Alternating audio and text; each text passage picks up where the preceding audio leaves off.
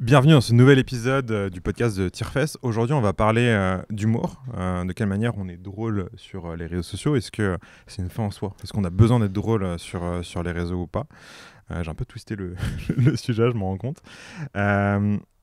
Les gars, question pour vous. Est-ce que vous consommez du contenu drôle, fun sur Insta, TikTok, YouTube Est-ce que c'est des trucs... Moi, j'allais dire que je peux quitter ce podcast tout de suite parce que je suis pas la bonne personne avec qui en parler. Blague à part, non, assez peu. Personnellement, assez peu. Alors, si, un peu plus depuis que je suis devenu parent. Je regarde un peu les trucs de parents qui... Dans le contexte où tu te projettes, quoi. Qui racontent leur quotidien de parents et ça me fait marrer parce que tu te retrouves toujours dans les situations. Et peut-être, si le truc, c'est... pour moi, un bon contenu humour sur les réseaux, c'est est-ce qu'il est... Est-ce que tu arrives à te projeter dedans, quoi. Tu vois, est-ce que la situation... dont te parle la personne, tu te reconnais dedans et les réflexions. Je trouve que moi, ce qui me parle avec le contenu de parents, c'est la personne, elle dit tout haut ce que moi je me dis dans ma tête, mais que j'ose pas dire parce que c'est pas politiquement correct. Et tu vois, du coup, ça me fait marrer parce que je me dis, ouais, putain, tellement, je me reconnais tellement dans ce qu'elle dit. On n'est pas seul, quoi. Ouais, on n'est pas seul. Et vous l'envoyez à vos femmes en mode. Donc voilà, c'est. À titre personnel, c'est à peu près le seul contenu que je consomme sur la partie humour. Et tu vois des fois quand tu vois ce genre de contenu, tu vois des bonnes intégrations de marques où tu te dis c'est assez secondaire la marque qui tu vois parce qu'aujourd'hui typiquement il y a peu de marques qui font des contenus très humoristiques, très drôles. Sur ce type de contenu, je dirais que c'est plutôt secondaire et quand ils parlent de marque, c'est pas toujours très flatteur. Ouais. Parce qu'en fait, comme mine de rien, il y a un enjeu à... C'est une situation et que tu tournes le truc un peu en dérision et que tu caricatures un peu. Souvent, il peut y avoir un truc... Enfin, tu vois, je sais pas... Un peu négatif. Je te prends un exemple concret, mais c'est pas demain que... Ou alors, il pourrait trouver un moyen intelligent de le twister, mais tu vois, si tu demandes à un parent de te faire la promo de Lego, le seul truc dont il va te parler, c'est mes gamins les laissent traîner partout, je marche dessus et ça me défonce les pieds, tu vois. Ouais, parce qu'en fait, sur le registre humour, il y a un côté un peu roast qui est important et qui fonctionne bien. Ouais. Et toi, Glenn faut des marques qui aient un peu de coronesse pour y aller, quoi. Ouais. Parce que la semaine dernière, tu nous parlais quand même des contenus humoristiques. Max comédienne. Ouais, mais au fond, j'en consomme quand même aussi relativement peu. C'est presque plus, en tout cas moi je le vois, en tant que consommateur je le fais assez peu. Par contre, comme outil pour nos marques, je le vois de façon un peu plus pertinente. Justement, on a beaucoup de cibles familiales. Comment on arrive à se mettre dans la peau de notre cible pour réussir à le faire? Donc ça, je pense que je le vois un peu plus comme ça. Et c'est pas parce que je suis pas consommateur que ça fonctionne pas sur les réseaux sociaux. Et loin de là, on voit que ça fait partie quand même des formats qui sont souvent les plus viraux. C'est quand tu le reconnais et quand ça te fait sourire. Okay. Mais tu vois, je pense, juste pour rebondir sur ce que je disais juste avant, je pense qu'on a un enjeu à distinguer, pour moi, les marques qui tiennent à être drôles en portant le discours. Du genre, faut qu'on imagine un contenu marrant dont on est à l'origine, versus, et je pense que c'est aussi une manière intelligente de le faire, sans forcément risquer de se couvrir de ridicule, c'est comment on capitalise sur ce qui se passe déjà et on rebondit de manière intelligente en faisant preuve de second degré. Typiquement, je prends l'exemple de Lego. Lego, il pourrait réagir à un contenu d'un parent qui dit machin, et il pourrait faire une story en disant pour tous les parents, on a imaginé un Lego rond et pas carré. Tu vois. Et comme ça, la prochaine fois que vous marcherez dessus, vous aurez pas. Tu vois, un truc un peu où tu es aux prises avec. Parce que je trouve que ce que ça démontre, c'est. On est lucide, on est aux prises avec, je sais pas si c'est la culture populaire, mais en tout cas, ce qui se dit de nous, on est à l'aise avec ça et on est à l'aise avec le fait d'en jouer, tu vois. Et ça, je trouve ça intéressant. Ouais, je suis d'accord. Et moi, ce que je trouve fort là-dedans, quand une marque utilise correctement l'humour, c'est que ça lui donne un capital sympathie fort. C'est-à-dire que ça montre pas une marque lisse, ça montre une marque qui a un peu de second degré sur elle. Et c'est un peu comme les humains qui, tu vois, je sais pas, le type il est tout maigre, il en rigole lui-même, c'est fort, quoi. Je parle pas de moi. Toute ressemblance avec une situation. C'était d'un pote que je parlais, qui est comme moi. Et donc ça, je trouve ça fort. Et souvent, les humoristes, c'est ce qu'ils font. C'est-à-dire qu'ils vont utiliser leurs défauts et ils vont réussir à en faire une force. Et je trouve que c'est ce que les marques n'arrivent pas encore à faire. Mais on est là. Mais ouais, je pense que le cadre humour est un terrain de jeu qui est pas facile pour les marques. Je trouve que derrière, il fonctionne beaucoup plus sur le côté divertissement. Un sujet que je trouve intéressant, c'était l'UTMB qui a été il y a quelques semaines. Tu connais ça, toi? Bien sûr que je connais tout. Mais il a des C'est Salomon. vrai. Pas aujourd'hui, mais... Pas aujourd'hui, mais il a des Salomon. C'est des Lacoste, Ouais, c'est pas New Balance. Mais du coup, ce que je trouve intéressant, c'est que jusqu'à il y a un an et demi, c'était très sérieux. Ouais. Tout était ce qui sortait, était sérieux, etc. Il n'y avait pas encore cette culture un peu de divertissement, etc. Et là, récemment, il y a un sportif qui est intéressant à aller voir, c'est Clem qui court, qui du coup fait partie des influenceurs créateurs qui... même les gens qui n'aiment pas le running font que derrière, c'est drôle et c'est divertissant. Et en fait, il en a fait d'un truc sérieux quelque chose d'humoristique. Typiquement, il a ce truc de, en fait, il va se moquer des concurrents, même s'il n'est pas forcément le meilleur, etc. Il va créer une fan zone et il va en créer du contenu humour autour de ça. C'était cool ça. Et je trouve ça intéressant de se dire qu'aujourd'hui, presque ce qui est le plus attendu des marques ou des créateurs, c'est de prendre quelque chose de très sérieux et réussir à amener de l'humour pour en faire de la pédagogie ou réussir à le rendre populaire. Et moi, j'aime bien cet aspect-là et je me dis que demain, des marques, tu le disais, et je pense que c'était un très bon exemple sur des Lego. Lego doit comprendre que derrière, comment on pousse le côté divertissement, comment on pousse le côté fun d'une situation qui est un peu lambda. On pourrait être sur un truc, je prends cet exemple-là, mais tu parlais des briques qui deviennent rondes. En fait, tu ramènes un scientifique qui a étudié le truc, qui a poussé la conception en disant on a passé des heures avec nos équipes, etc. Et à la fin, tu as juste une brique qui est ronde, tu as de l'humour. Alors que si derrière, on l'avait amené de manière très directe, ça n'aurait pas eu cet impact-là. Et je pense que nous, nous en tant qu'agence au rôle, c'est comment, et c'est un truc que j'ai fait dans un post LinkedIn, c'est des fois, c'est pas c'est un peu son post du jour. N'hésitez pas à aller liker. Ce qui fait du coup la force d'une idée ou un truc comme ça, c'est pas l'idée, c'est la conviction. Ouais. Et je pense que dans l'humour, si t'es pas convaincu de ta blague, ouais, ça se genre sent direct, quoi. Personne qui va y aller. Et du coup, Clem qui court totalement, il va tellement à fond. Tu vois, je vois Tom qui hoche la tête. Genre à chaque fois que je vois ses contenus, je me dis mais waouh, il a osé le faire. Mais tu vois, même il y a plein d'humoristes, qu'ils soient français ou américains, d'ailleurs, qui des fois sont sur des sujets border. Ouais. Mais en fait, comme c'est très assumé, tu vois, ils y vont franco et tout, t'en rigoles quand même parce que voilà, tu te dis, par contre, si le mec il laissait planer le doute sur les intentions derrière sa blague ou s'il était un peu moins franc du collier, je pense que la chute serait pas du tout la même. Et ça amène à un autre truc aussi, je pense, l'énergie collective, où en fait c'est difficile de rigoler d'une blague quand tu vois pas les autres rigoler. Et je pense que derrière, quand sur des contenus humour, etc., quand tu es une marque et tu es un peu seul, tu n'as pas trop de communauté, que tu fais une blague, il n'y a personne qui rigole, il n'y a personne qui va dire trop drôle en commentaire, qui va le repartager. Quand tu bosses avec un créateur humour qui est habitué de le faire, qui en fait plein, derrière, tu auras un public, ce sera beaucoup plus facile, etc., de le faire. Et je pense que pour des marques qui n'ont pas l'habitude de travailler l'humour, quand ils arrivent avec de l'humour, souvent ça flop, pas parce que la blague est mauvaise, mais souvent parce qu'il n'y a personne pour supporter. Et donc là, le fait de l'amener par un tiers qui pour le coup est déjà connu pour ça, exactement, qui a déjà une audience qui le suit, etc., ça tombe moins comme un cheveu sur la soupe, quoi. Typiquement là en ce moment, Happyvore avec Monsieur Poulpe, ils font une série de contenus qui est assez intéressante. C'est Monsieur Poulpe qui porte l'humour et la blague. Ils ont fait un truc assez osé où c'était Monsieur Poulpe qui parle des saucisses chaudes, etc. Très sensuel, etc. Pour le coup, la marque seule, faire ça, cringe de fou. Monsieur Poulpe, on sait qu'il est là-dedans, ça le fait marrer, et on crée quelque chose d'un peu cool. Et un élément que je trouve intéressant dans cette partie humour, quand tu prends par exemple l'exemple de Clem qui court, tu vois, je vous vois avec Tom derrière la caméra réagir, et pour autant, vous êtes peut-être pas la cible de l'UTMB direct, quoi. et donc c'est à dire que l'humour, et moi je l'ai vu aussi, le côté le fan zone, il est arrivé dans le truc, je suis pas non plus la cible de l'UTMB, et donc c'est que l'humour en fait ça permet aussi de casser un peu des fois les frontières de sujets un peu spécifiques, et donc c'est là aussi, même pour une marque, où le terrain de jeu des réseaux sociaux et de l'humour permet une meilleure diffusion des fois aussi de la marque et du message. Ouais, t'as raison. Je pense qu'un truc qui peut fédérer plein de gens d'univers différents, c'est l'humour. Je pense que derrière... C'est autant clivant que ça fédère. C'est-à-dire que c'est pour ça aussi qu'il faut être bon, parce que le mauvais humour, mal amené, peut aussi avoir un effet négatif. C'est un levier de découvrabilité, quoi. Pour peu que ce soit bien fait, potentiellement, ça permet aussi aux marques d'émerger auprès d'une population qui ne les connaît pas et qui ne se serait pas forcément intéressée à ce qu'ils font de prime abord. Clairement. Et nous, on le voit par rapport au contenu qu'on peut faire pour nos marques, que les contenus qui performent le plus sont des contenus où il y a ce côté humour.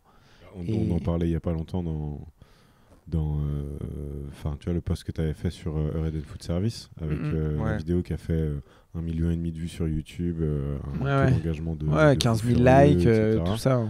Full organique. C'est là où je trouvais ça intéressant aussi. Et ça fait quoi, ce que je disais au tout début sur le type de contenu que je consomme moi.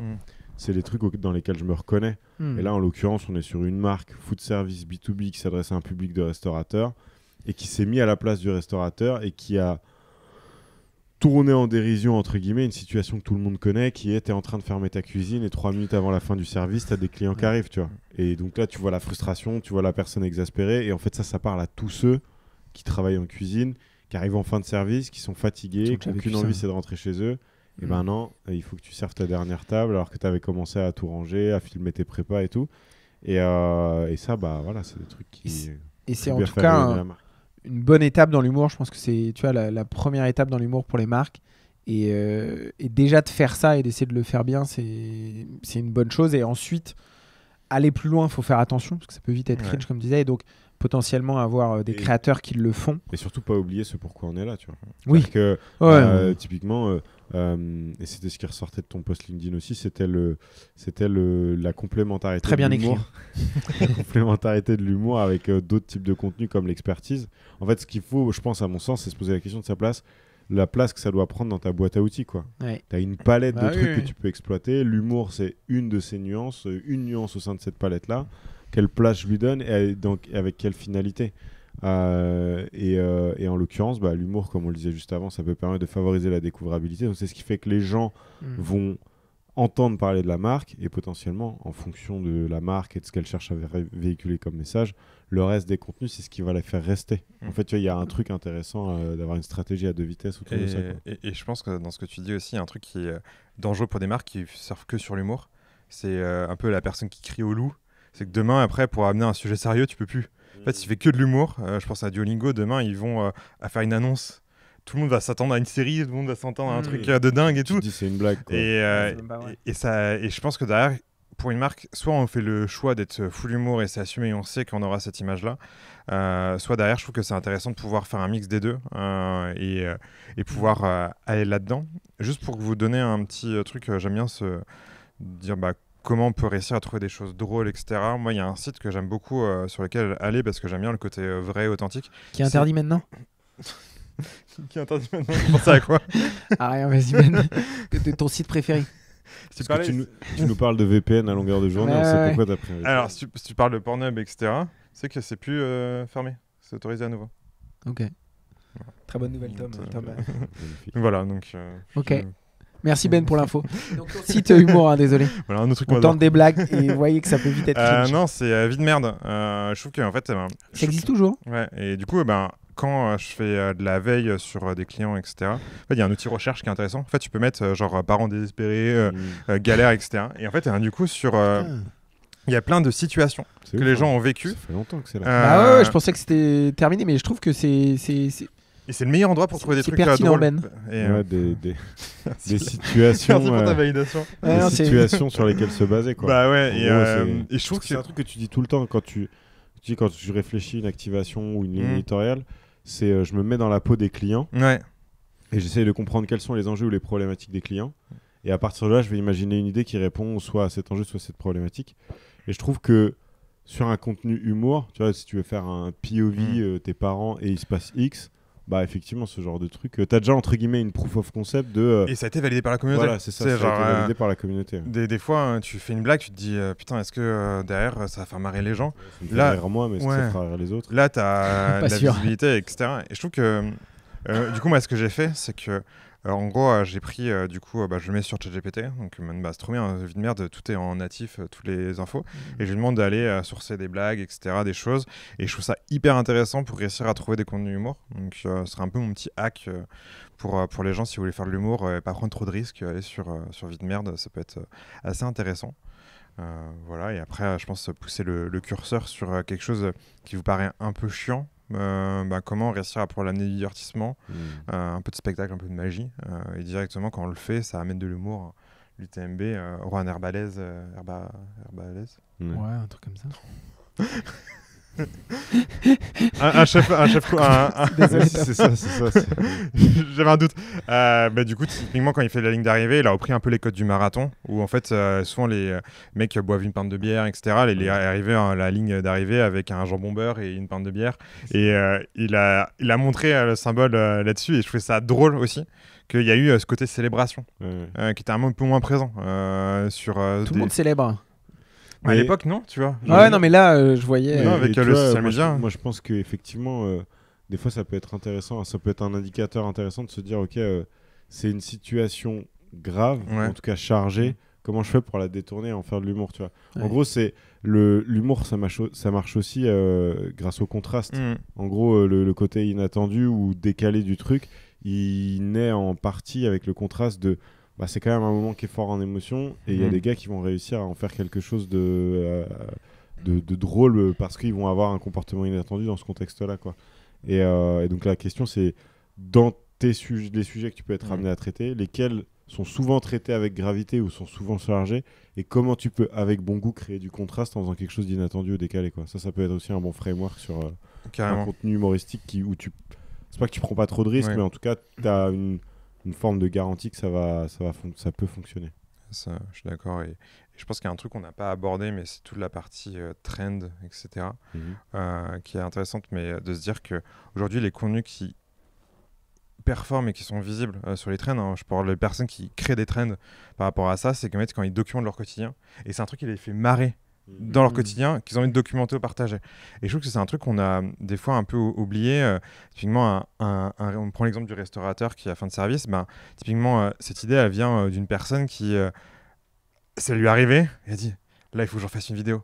Et je pense qu'il faut vraiment se dire, être proche du terrain et vouloir documenter des trucs qui nous passent par la tête en se disant, il y a ça qui se passe. Moi, j'ai toujours en notre tête une trend qui me fait toujours marrer, c'est un mec qui montre une plaque d'égout et d'un coup il monte ses chaussures en mode get mes TN, etc. Et ça a été repris juste parce que c'est un truc qu'il voulait faire marrer à ses potes. Il a trouvé un truc marrant pour réussir à le valoriser. Et je pense que nous, on a un enjeu aussi à se dire, au-delà de juste vouloir faire marrer des gens comme ça, déjà, ils se faisons marrer nos potes. Ouais. Et à partir du moment où tu fais marrer tes potes, tu as un super contenu qui peut performer et réussir à... Ça, on le dit souvent aussi, suivre son enthousiasme. Ouais. Tu vois, on en avait parlé quand on discutait de quand tu vas shooter sur le terrain, comment tu fais pour savoir que là, tu as un sujet, tu vois. On en avait parlé, je crois, quand on avait discuté de Savéole, où tu parlais de la maraîchère qui disait les premières fraises... faut que je me bagarre parce qu'elles sont pour les enfants. Et ça, tu t'es dit bingo. C'était pas dans le script, mais c'est une super histoire. Je pense que pour l'humour, c'est un peu pareil, tu vois. Ça reste une émotion qu'on essaye d'aller capter. Est-ce que ça suscite quelque chose chez moi? Et si oui, ok, faut que j'y aille, quoi. Après, moi, ce que j'aime bien aussi avec les contenus humour, c'est qu'ils sont souvent assez accessibles en termes de production. C'est des contenus où, au fond, ce que tu viens chercher, c'est pas l'effet waouh à l'image, c'est plutôt... c'est même presque attendu que ce soit très smartphone, hyper accessible, tu vois, un truc très simplement produit, justement pour que ça reste dans cette idée de proximité, je me projette dedans, je me reconnais dans ce que je vois à l'image, et pas que la production vienne mettre une barrière entre l'audience et la marque ou le créateur de contenu, quoi. Ouais, je pense que c'est presque ce truc de... T'as une petite voix dans ta tête qui te dit « ça peut être marrant », tu le fais, et à la fin tu le regardes, tu fais « bon ok, c'était pas drôle, plus drôle que ça, mais c'est pas grave ». Et je pense que derrière, il y a tout un gain à aller chercher sur l'humour, c'est faut qu'on teste, faut qu'on voit, et je pense que le montage aussi est très lié. Je trouve que les trucs qui sont bien drôles, c'est souvent le rythme, le fait d'arriver à une chute qui est un peu marrante, etc. Je pense que c'est vraiment un tout, et c'est là que c'est complexe, parce que faire un bon contenu drôle, il y a une limite sur laquelle, en fait, c'est assez difficile à cerner, de se dire, des fois, il y a des trucs, tu les vois et tu te dis, putain, sur le papier, c'était vraiment drôle. Quand je le regarde, en vrai, je peux pas sortir ça, quoi. C'est là où, des fois, tu arrives aussi, des fois, presque au sketch. C'est là où ce niveau-là est plus difficile. Quelque chose de très écrit, avec, mais là, ça demande une maîtrise du rythme. C'est là où, en tout cas, pour avoir un peu une inspi, je trouve, là-dessus, d'humoristes qui intègrent correctement les marques, les mauvaises herbes sont quand même, je trouve, une masterclass d'intégration de marque, où c'est presque, t'attends comment ils vont l'intégrer, t'attends la chute, et à chaque fois, tu dis, good job. Et c'est drôle. Et donc je trouve que ça fait partie des bons créateurs pour aller voir le haut niveau, comment il se joue, quoi. Et très pensé social media. Ce qui est intéressant avec les mauvaises herbes, c'est qu'à la base, c'est ce que tu disais, ils étaient partis sur quelque chose, une super production. Caméra, flou d'arrière-plan, etc. Vraiment, c'était très quali. Et en fait, progressivement, ils ont commencé à filmer avec leur smartphone. Et du coup, ils ont pu augmenter le rythme de production et tester d'autres choses. Et là, aujourd'hui, quand je vois leurs vidéos sortir à chaque fois, je me dis, en fait, c'est presque la bonne idée qu'ils viennent d'avoir. Ils l'ont mise en application et direct et ça fait mouche, quoi. Et je trouve que c'est aussi, je pense, l'humour, ça fait partie des typologies de contenu où il faut être OK avec le fait qu'il y a des trucs qui vont se planter, quoi. Tu sais que quand tu vas trouver un hit, ça va être énorme et en termes de performance, ça va être une dinguerie parce que tout le monde va se le partager, ça va parler à plein de gens et tout. Mais pour un contenu qui va cartonner, il y en a 3 qui vont faire correct et t'en as 6 ou 7 qui vont flopper, quoi. Et après, se dire que c'est OK, quoi. Tu joues un peu, enfin, c'est pas que tu joues à un autre jeu, mais ça fait partie du jeu auquel tu joues, quoi. Totalement. Et après, du coup, le sujet de l'incarnation, hein, tu vois, je pense que tout le monde peut être drôle. Clairement, j'ai essayé. Et moi, je suis très mauvais pour dire des blagues. Je me marre avant que je dise la blague. Donc, avant la chute. Il y a que moi qui rigole. Donc, incapable de le faire. Et je pense que derrière, vraiment aller chercher la bonne personne pour raconter la bonne blague, c'est important. Merci beaucoup les gars pour vos retours sur ce sujet. Merci à toi. Avant de conclure, est-ce que tu as des super recommandations à nous faire, Glenn? Je suis sûr que... j'en ai cramé une, là, mauvaise herbe. Ouais, c'est vrai. J'en ai plusieurs. Moi j'en ai un, je peux commencer si vous voulez pour une fois. Vas-y. C'est une créatrice de contenu qui s'appelle Sarah Snow. Et pour le coup, donc Sarah, c'est I am Sarah Snow avec un H à la fin de Sarah et Snow comme la neige. Et c'est un contenu que j'aime beaucoup parce que je trouve que son contenu est hyper beau. Je le trouve assez bien produit. Elle a une DA qui est très très marquée, que ce soit sur son cadrage, sa police. Et surtout, je trouve que dans l'écriture, c'est hyper bien fait parce que elle pense l'écriture au sens ce qu'elle raconte, mais il y a aussi un vrai travail sur le découpage technique et elle fait pas mal de cuisine et en fait elle se sert de la cuisine pour faire des métaphores ou pour illustrer des trucs qu'elle raconte et puis elle a un côté, moi je trouve genre quand tu vois son contenu, c'est le genre de créateur de contenu qui tu vois, je savais pas, mais apparemment c'est une catégorie enfin j'ai appris ce mot-là la semaine dernière. C'est les comfort creators. Donc, tu vois, en réaction à la trend qui avait un moment de contenu hyper produit, hyper monté, tac, tac, tac, tac. Tu vois, la post-production pensée pour la rétention, où il se passe un truc toutes les demi-secondes. Bah, tu as eu un peu cet effet de balancier où, à l'inverse, tu as les créateurs de contenu qui sont très chill, tu vois. Prenons le temps, quoi. C'est très cosy, quoi. Souvent, c'est des gens qui sont là, ils boivent un thé, ils presque mettent un peu plaid, ASMR, tu vois, voilà. Et en fait, je pense qu'elle est un peu dans cette trend-là. Et je trouve que pour le coup, quand je la vois passer dans mon feed, ça fait du bien. Tu vois, c'est comme il y a un mec que j'aime bien regarder ses vidéos YouTube. Pas trop parce que sinon je m'endors, mais c'est un gars qui s'appelle Insight. Donc c'est Insight, enfin c'est un jeu de mots avec Insight en anglais. Et tu vois, c'est un rasta, il a des dreads et tout. Il se fait son petit thé et il a un setup de taré et il parle tout bas. Et il est toujours dans des trucs vibration, énergie, machin. Et de temps en temps, ça me fait du bien, tu vois, ça me permet de ralentir un peu et je me dis ah ouais, des fois c'est bien de ralentir. Voilà. Ça, Snow sur les réseaux, c'est. J'irai voir, ça m'intéresse. J'aime bien ce genre aussi. de contenu. J'en ai un peu marre des trucs trop rapides. Je trouve que Moi, je pense que ça va se terminer à un moment. Et pourtant, genre là, on en voit quand même plein péter avec ce rythme-là. Joe Trucker. Ouais. Qui fait partie des créateurs où quand on regarde son contenu, on regarde avec Glenn, il n'a rien à dire. Quand il met un petit rythme avec tous ses plans et tout, mal à la tête. Mais ça cartonne donc. Moi j'en ai un que je viens de découvrir il y a 30 minutes. J'ai pris un hasard. Et que je trouve hyper pertinent dans cette tendance d'ouvrir des boucles, qui est le vrai Yari, qui vient de réserver l'Olympia sur fonds propres. Il a 7000 abos. Il a booké l'Olympia. Et en gros, il a 365 jours pour le remplir. Et en fait, je trouve incroyable le fait d'ouvrir une série comme ça où tu as envie de savoir, tu as même envie d'aller au concert pour le soutenir. Je prends mes places. Et je trouve que c'est exactement la tendance actuelle de se dire comment j'ouvre une boucle que les gens veulent fermer, là, qui est en plus hyper longue. Donc, est-ce qu'il va réussir à garder les gens? Ça va être son challenge.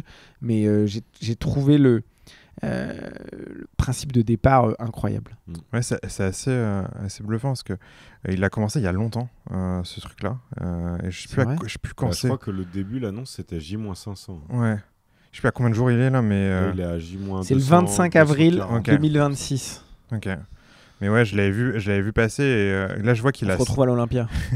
Non mais il a 7000 abonnés et je pense que Et ce là, genre. moi, j'ai regardé une de ses vidéos où il disait j'ai eu mon manager ce matin qui me dit qu'on n'a rien vendu depuis 2 semaines alors qu'on a pris 1300 abonnés sur Insta. Ok. Elle fait mal cette stat, machin et tout. Mais tu vois, il raconte, il dit bah voilà, moi je le vois comme un moteur. Donc, Je suis assez curieux de voir sur TikTok ce que ça donne et tout. C'est hyper intéressant. Ouais. Mais ouais, j'aime bien ce Et truc la de. musique est ok, franchement, Ouais. j'ai écouté des extraits. Ouais. Je suis assez critique, mais c'est ok. Tu vois. T'imagines de le refaire, tu fais ce projet-là et en fait ta musique elle est horrible à écouter.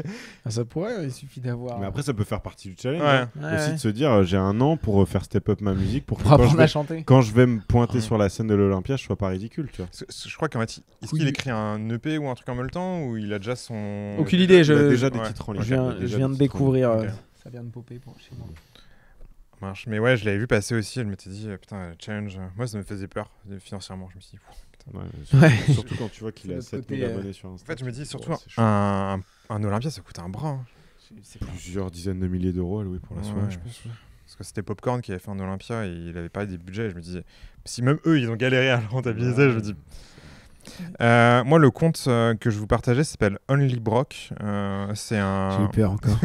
C'est encore un truc de brocodile. Ouais. Ça, c'est les ricains, ça. Bah, c'est un français. Ah là là. C'est un français et je trouve qu'en fait. En France ? Ouais, c'est en France. Only Brock. Ce que j'aime bien avec son compte, c'est le côté très. J'achète des objets. Genre découverte. Et en fait, il amène de l'histoire sur des objets à travers cet angle-là de la brocante. En fait, il y aurait eu beaucoup de créateurs qui auraient pu être face cam, parler de décoration, etc., de choses. Lui, en fait, il va aller sur le marché, il va voir un objet et en fait, il va documenter, il va expliquer cet objet-là. Et après, pour attirer les personnes aussi, c'est qu'il va toujours chercher des bonnes affaires.